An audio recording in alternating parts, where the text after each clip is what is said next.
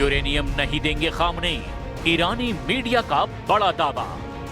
Iran की सरकारी media और विशेष रूप से IRGC के मीडिया एजेंसी तस्नीम और फार्स न्यूज ने परमाणु कार्यक्रम और यूरेनियम को लेकर के अपना रुख बेहद सख्त और स्पष्ट कर दिया है। ईरानी मीडिया ने दुनिया को यह साफ संदेश दे दिया है कि आर्थिक प्रतिबंध हटाने और हॉर्मुज को खोलने के बदले ईरान अपनी परमाणु शक्ति और संवर्धित यूरेनियम की कुर्बानी किसी भी कीमत पर नहीं देने वाला है। देखिए कैसे अमेरिकी दावों के ठीक उलट ईरान ने यूरेनियम सरेंडर के दावों को धुआं-धुआं कर दिया है।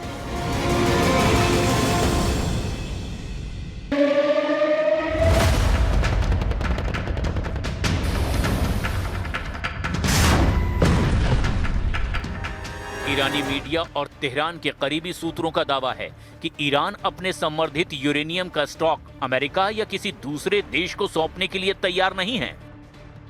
यह मुद्दा अभी अमेरिका ईरान वार्ता का सबसे बड़ा विवाद का मुद्दा बना हुआ है। तस्नीम न्यूज की ताजा रिपोर्ट के मुताबिक ईरान ने पश्चिमी मीडिया के उन दावों को पूरी तरह से खारिज कर दिया है जिसमें कहा गया कि शांति समझौते के तहत ईरान अपने यूरेनियम स्टॉक को सरेंडर करने या संवर्धन रोकने पर सहमत हो गया है। ईरानी राजनयिक और सैन्य सूत्रों के हवाले से मीडिया ने दावा किया कि ईरान अपने अत्यधिक संवर्धित यूरेनियम के स्टॉक को ना तो नष्ट करेगा और ना ही इसे किसी तीसरे देश जैसे कि रूस या ओमान को सौंपेगा। यहां तक कि रॉयटर्स के अनुसार एक वरिष्ठ ईरानी अधिकारी ने तो दावा किया कि ईरान और अमेरिका के बीच किसी भी तरह का यूरेनियम सौंपने का कोई समझौता हुआ ही नहीं है और ना ही यूरेनियम ट्रांसफर का मुद्दा किसी प्रारंभिक सीज फायर या पीस मेमो का हिस्सा बनाया गया। दूसरी तरफ अमेरिकी राष्ट्रपति डोनाल्ड ट्रंप ने दावा कर दिया कि ईरान काफी हद तक समझौते के करीब है और यूरेनियम के मुद्दे पर भी प्रगति हुई है, लेकिन ईरानी मीडिया ने इस दावे को हकीकत से दूर बताया, यानी यूरेनियम पर ही सबसे बड़ा डेडलॉक बना हुआ है। آماده‌ایم در گفتگو همان که در زمان امام شهیدمون این مسئله رو مطرح کرده بودیم الانم آماده‌ایم که به دنیا این اطمینان رو بدیم که ما به دنبال سلاح هسته‌ای نیستیم، ما به دنبال ناآرامی در منطقه نیستیم. ناآرام کننده این منطقه اسرائیل که به دنبال اون نقشه در حقیقت اسرائیل بزرگه و به طرق مختلف داره توطئه میکنه که جنگ و ناآرامی و اختلاف رو در منطقه همچنان زنده نگه داره. ईरान अमेरिका की गुप्त डील, बलि का बकरा बना इजराइल। इधर ईरानी मीडिया के दावों में यह भी कहा गया कि ईरान की परमाणु सामग्री उसकी राष्ट्रीय सुरक्षा की ढाल है। अगर इजराइल ने युद्ध विराम की आड़ में या फिर वार्ता टूटने के बाद ईरान के परमाणु ठिकानों जैसे नतांज या फोर्डो की तरफ आंख उठाकर भी देखा तो IRGC अपने तीसरे संस्करण के युद्ध तंत्र को एक्टिव कर देगा। इसके परिणाम पूरे मध्य पूर्व को भुगतने पड़ेंगे। इजराइल भी इस वक्त चाहता है कि किसी भी तरह से ईरान और अमेरिका के बीच में कोई गुप्त डील फाइनल ना हो पाए। अगर ऐसा हुआ तो इजराइल के लिए ईरान आने वाले दिनों में सबसे खौफनाक दुश्मन साबित होगा। राष्ट्रपति ट्रंप के तेवरों को देख करके इजराइल खुद को ठगा सा महसूस कर रहा है। दावा किया जा रहा है कि अमेरिका इजराइल को ईरान डील से कोई भी जानकारी अब तक नहीं दे रहा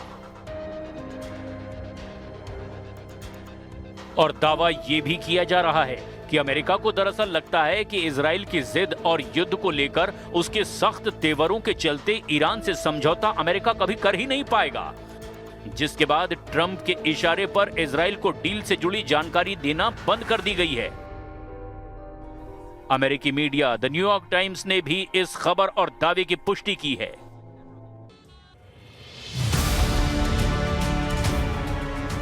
न्यूयॉर्क टाइम्स ने बताया कि डोनाल्ड ट्रंप ने ईरान के साथ हो रही बातचीत से नेतन्याहू को किनारे कर दिया है। इजराइल को कोई जानकारी नहीं दी जा रही है, लिहाजा इजराइल में अनिश्चितता का माहौल बना हुआ है। इजराइल को अब डर है कि अमेरिका और ईरान के बीच समझौता जरूर हो जाएगा, लेकिन उसके ऊपर खतरा बना रहेगा। इजराइल के मकसद ईरान में युद्ध से पूरे नहीं हो पाए हैं। इजराइल में इस बात को लेकर भी गहरी चिंता है कि एनरिच्ड यूरेनियम, बैलिस्टिक मिसाइलें, ड्रोन और ईरान के क्षेत्रीय प्रॉक्सी को या तो दरकिनार कर दिया जाएगा या फिर उन्हें बिना सुलझाए ही छोड़ दिया जाएगा। इजरायलियों को लगता है कि डोनाल्ड ट्रंप किसी भी तरह से युद्ध से भागने के लिए ईरान की किसी भी शर्त को मान सकते हैं, भले ही वो इजरायलियों के हित में ही ना हो।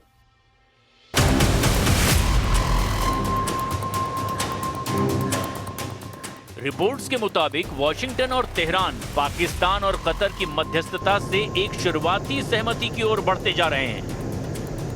यह अभी कोई ऐसा व्यापक समझौता नहीं है जो टकराव के सभी पहलुओं को पूरी तरह से खत्म कर दे। यह सिद्धांतों का एक दस्तावेज है, मतलब एक समझौता ज्ञापन यानी MOU, जो बातचीत के एक ज्यादा विस्तृत दौर के लिए आधार का काम करेगा।